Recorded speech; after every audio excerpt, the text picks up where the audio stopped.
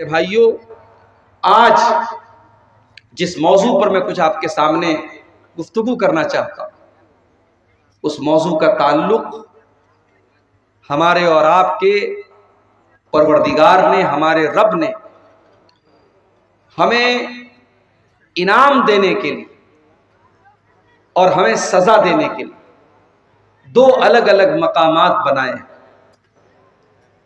सजा देने के लिए जो जगह है, जो मकाम है, उसका नाम है जहन्नम। और जो इनाम की जगह है, जो बदले, जो रिवार्ड की जगह है, जहां नेकियों का हमें फल मिलेगा, उस जगह का नाम है जन्नत। तो आज की हमारी तकरीर का टॉपिक है वो कौन सी चीजें हैं, वो कौन से आमाल हैं, वो कौन सी एक्टिविटीज हैं जो हमें जन्नत में लेकर के जाएंगी। जाहिर है बहुत सारी चीजें हैं, हम कुछ चुनिंदा चीजें आपके सामने बयान करें। इसके पहले कि हम उन आमाल को बयान करें, उन चीजों को बयान करें जो हमें जन्नत में लेके जाती है, पहले हम ये समझ लेते हैं कि जन्नत है क्या। जन्नत का लफ्ज अरबी जुबान में ऐसे बाग को जन्नत कहा जाता है जो इतना घना हो कि जमीन नजर ना आती।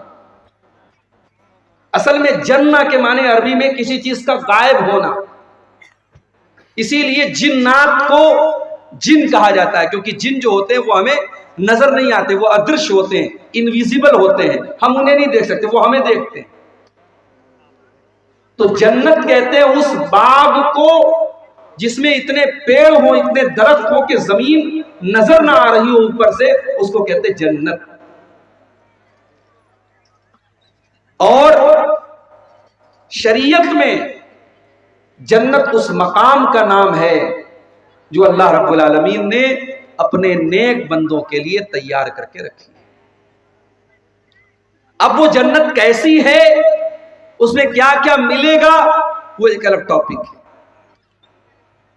बस आप इतना समझ लीजिए कि जन्नत हमारे तसव्वुर से, हमारी सोच से, हमारी इमेजिनेशन से बहुत ऊपर की चीज है। जो हम सोच नहीं सकते, जन्नत उससे भी ऊपर की चीज है। दुनिया में टॉप से टॉप नेमतें, चाहे वो माल की नेमत हो, चाहे वो खूबसूरती की नेमत हो, चाहे वो औरत की नेमत हो, चाहे वो खाने पीने की लज्जतें हो, दुनिया में जितनी तरीके की लज्जतें और नेमतें हैं, वो जन्नत की नेमतों के सामने कूड़ा है, कूड़ा। जन्नत कैसी है, बस एक आयत कुरान की अपने सामने रखी। अल्लाह ताला फरमाता है सूरह सजदा के अंदर, जुमा के दिन फजर की नमाज अगर आप पढ़ते होंगे मस्जिद में, तो सूरह सजदा की तिलावत इमाम साहब पहली रकात में करते हैं, और ये आयत जरूर आपके सामने गुजरती है। फला तालमु नफ्सुम मा उख्फिय लहुम मिन कुर्रति अयुन जज़ाअम बिमा कानू यअमलून। हमने अपने बंदों की आंखों की ठंडक के लिए, उनके दिल के सुकून के लिए, उनके दिल के करार के लिए, उनको सुकून पहुंचाने के लिए हमने जन्नत में कौन कौन सी नेमतों को तैयार करके रखा है। फला तालमु नफ्सुन, कोई नहीं जानता, कोई सोच भी नहीं सकता, कोई तसव्वुर भी नहीं कर सकता कि हमने जन्नत में कौन कौन सी नेमतों को तैयार करके रखा है। और अल्लाह के नबी फरमाते हैं, बुखारी की रिवायत है, अल्लाह के नबी फरमाते हैं कि अल्लाह ताला कहता है, आदतुल इबादी अस्सालिहीन मा ला ऐनुन रात वला उज़ुनुन समियत वला खतरा अला क़ल्बि बशरिन।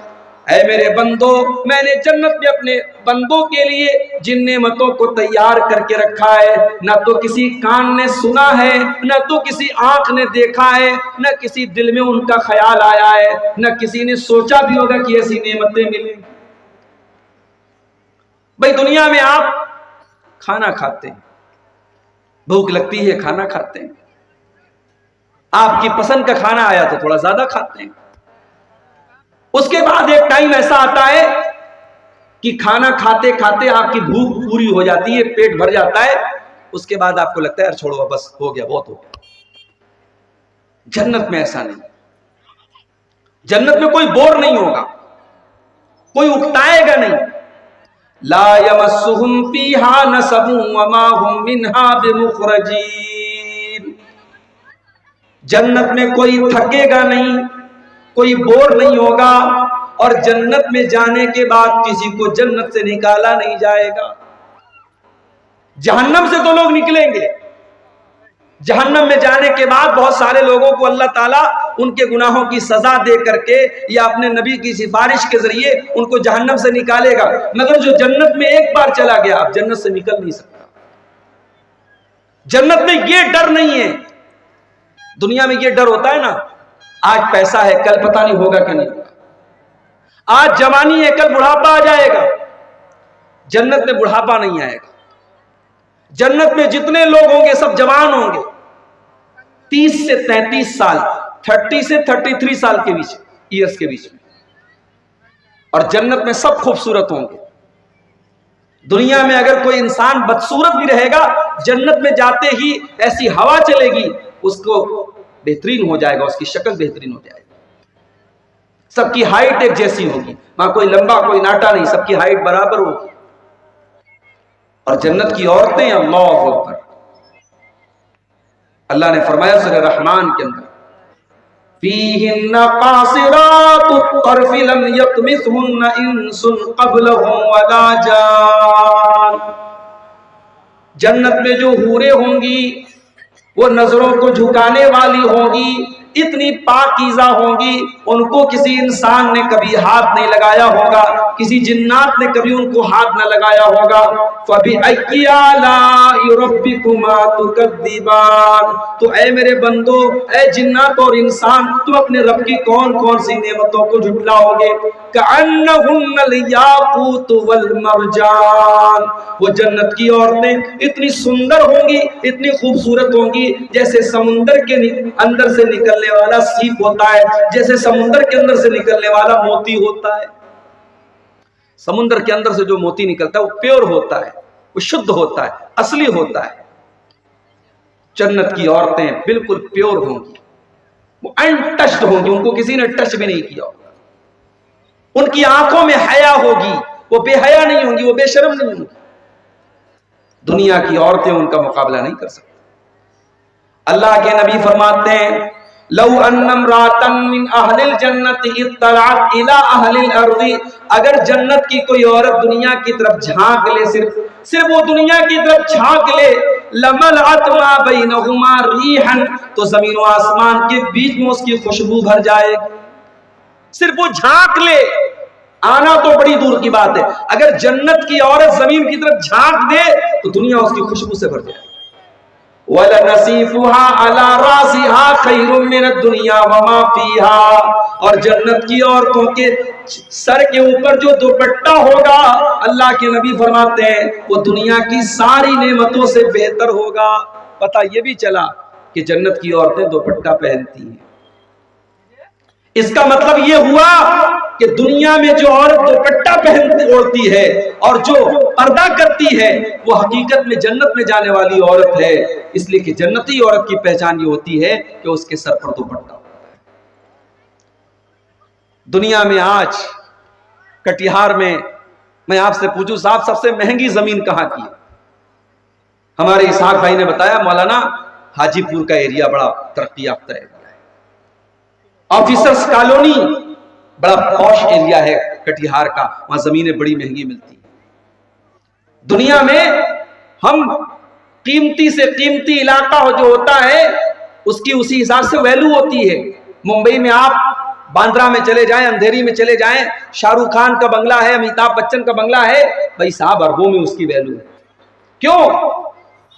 वही उतना बड़ा बंगला आप मुंबई के किसी आउटर में चले जाएं, उसकी वो वैल्यू नहीं है।